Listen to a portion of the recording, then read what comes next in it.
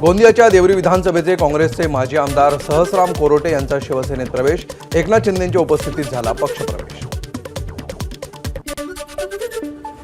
New India cooperative bank घोटाळा प्रकरण मुख्य आरोपी हितेश मेहता, धर्मेश पैन आणि अभिमन्यू भोन यांना 28 फेब्रुवारीपर्यंत पोलीस कोठडी।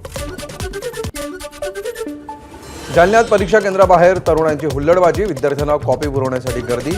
तळणी गावातील जिल्हा परिषदेच्या परीक्षा केंद्रावरचा प्रकार।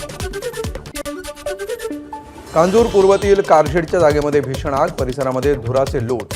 अग्निशमन दलाचे 10 बंब घटनास्थळी दाखल, आगीचं कारण अद्याप अस्पष्ट। रणजीच्या उपांत्य फेरीमध्ये मुंबईचा विदर्भाकडून पराभव, विदर्भाचा मुंबईवर 80 धावांनी दणदणीत विजय। विदर्भाची गाठ प्रथमच अंतिम फेरी गाठणाऱ्या केरळशी।